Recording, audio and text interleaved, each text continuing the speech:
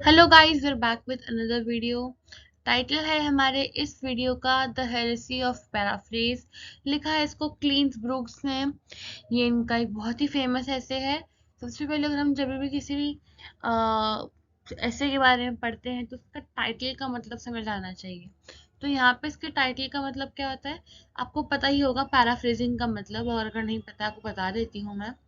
किसी भी वर्क को अपने शब्दों में दोबारा लिख देना। आप उसको समराइज नहीं कर रहे हैं, पर अपने शब्दों में कुछ अलग वोकैबुलरी यूज करके आप उसको दोबारा लिख दें। इस आर्ट को पैराफ्रेज या पैराफ्रेजिंग बोलते हैं। तो पैराफ्रेजिंग में क्या डिफरेंस आ जाते हैं या क्या फ्लॉज आ जाते हैं। हेरेसी का मतलब फ्लॉ हो गया यहाँ पे कि कुछ डिफरेंसेस आ जाना।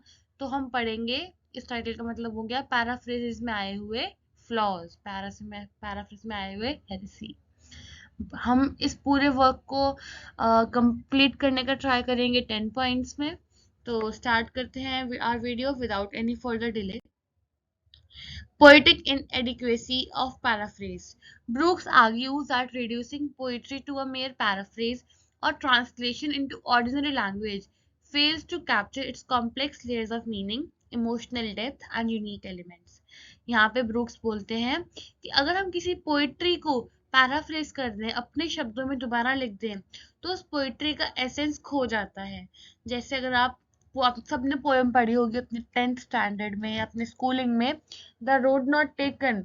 अब उसमें क्या था, उसकी जो लैंग्वेज है लिखने की, अगर उसको आप अपने शब्दों में लिख दोगे तो वही सेम मीनिंग कैप्चर नहीं हो पाएगा जो उस पोम की लाइंस में है। तो यही यहाँ पे बोलना चाहते हैं कि जो पैराडॉक्सेस यूज किए जाते हैं, ऑक्सीमोरॉन्स यूज किए जाते हैं, पर्सोनिफिकेशन, अलग अलग लिटरेरी डिवाइस यूज किए जाते हैं, नरेटिव टेक्निक्स यूज की जाती हैं, वो कैप्चर नहीं हो पाती जब हम किसी पोइट्री को पैराफ्रेज कर देते हैं, उसको पोइट्री को अपने शब्दों में ऑर्डिनरी लैंग्वेज में जब लिख देते हैं। तो second point says complexity of poetic language. He emphasizes that poetry employs specific language, imagery, rhythm, and structure to convey emotions and ideas, elements that elude simplistic paraphrasing.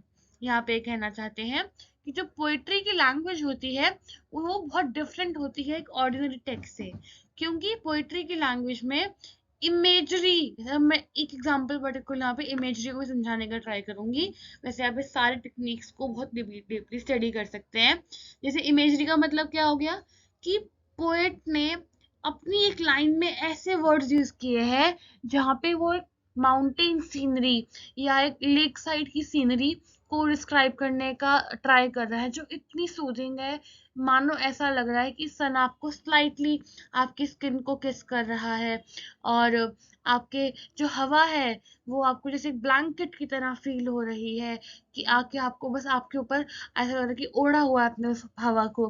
तो ऐसी इमेजरी जो बना देता है, वही अगर मैं उसको नॉर्मल लैंग्वेज में लिख दूं कि इतनी अच्छी हवा थी और बहुत अच्छी सनलाइट थी, तो वो जो उसका एसेंस है, जो इमोशन वो पोइट कन्वे करना चाहता है, वो पूरा इमोशन वहां से हट जाएगा और वो रह जाएगी क्या, एक सिंपलिस्टिक पैराफ्रेजिंग, एक सिंपल लैंग्वेज में की हुई पैराफ्रेजिंग के नाम पे वो बच जाएगी बस।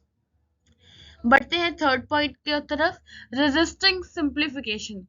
Poetry thrives on ambiguity and multiple interpretations, making it resistant to being distilled into simple prose-like explanation. अच्छा चलो फटाफट बता देते हैं अगेन। अच्छा, अगर एज एन इंडिविजुअल मैं पढ़ती हूँ द रोड नॉट टेकन, तो क्या पता कुछ लाइंस का मतलब मैं ज्यादा डीप समझ पाऊँ या कुछ अलग समझूं, और उन्हीं लाइंस का मतलब कोई और इंसान समझी, आप मेरे ऑडियंस है इस टाइम, तो आप कुछ और समझ रहे हो।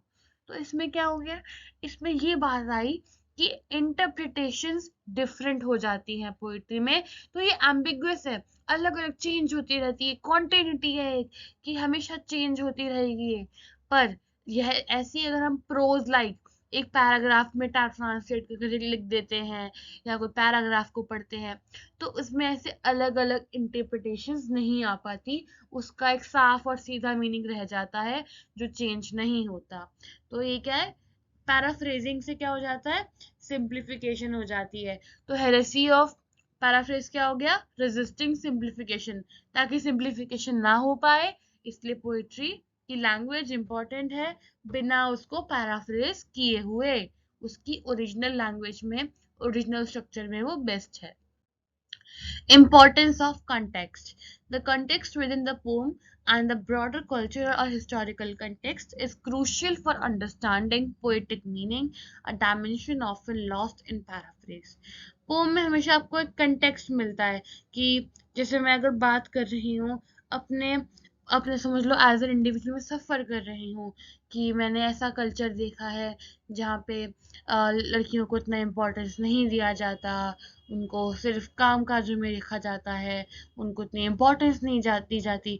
तो आपको एक कंटेक्स्ट मिल जाएगा, मे बी फेमिनिज्म का, मे बी डिस्क्रिमिनेशन का, या किसी और चीज़ का, जेंडर डिस्क्रिमिनेशन का एक ब्रॉडर कंटेक्स्ट मिल जाएगा। और उसके बाद आप मेरी पोम पढ़ोगे कि मैं सिर्फ इतना बता रही हूँ कि मेरा दिन कैसा बीता, मेरी रात कैसे बीती, मैं आपको ये नहीं बता रही कि क्या चीज़ हो रखी है, पर आपको पता है मैं किस कंटेक्स्ट में बात कर रही हूँ।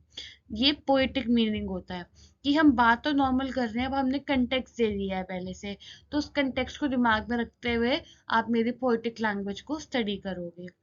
पर ये डायमेंशन, ये चीज़ आपको पैराफ्रेजिंग में नहीं मिलेगी। वो साफ सीधा पैराफ्रेजिंग में आपको लिख देंगे कि मैंने ऐसा फील इसलिए किया क्योंकि मुझे सारे बीता हुआ था, ये बस बात खत्म, सीधी बात। जबकि पोम में सीधी बात नहीं की जाती, आपको पहले कंटेक्स्ट दिया जाता है। Poetry as an experience. Brooks sees poetry as an experiential form rather than a mere conveyance of information, and this experiential aspect is lost in translation or paraphrase. अब ब्रूक कहते हैं कि पोइट्री एक experiential form है जहाँ पे हर बार कुछ experience कर सकते हो, सॉरी हर बात कुछ एक्सपेरिमेंट कर सकते हो, आपकी एक्सपीरियंसेस दिखते हैं इसके अंदर कि आपने एज अ पर्सन क्या क्या देखा हुआ है आपके अंदर, इंडिविजुअलिटी में क्या क्या आपके थॉट्स हैं, क्या इंडिविजुअल थॉट्स हैं, उनकी क्या सिग्निफिकेंस है।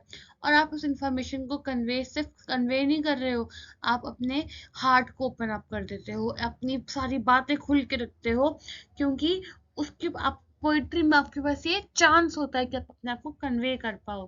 पर ये कन्वेइंग का जो पार्ट होता है पैराफ्रेजिंग में लॉस्ट हो जाता है, क्योंकि उसमें आप नहीं बता सकते हो कि अब ये अब कुछ आप उसमें सिंबल नहीं दे सकते हो कि आप बात क्यों कर रहे हो। सीधा सीधा आपको ट्रांसलेशन मिल जाएगी कि मैंने ऐसा इसलिए बोला क्योंकि मैं उस टाइम ये फील कर रहा था, मैंने अपना ये एक्शन इसलिए लिया क्योंकि मुझे ये फील हुआ, so and so. For the next 5 points, do watch part 2. Do not forget to subscribe before you leave. Thank you, guys.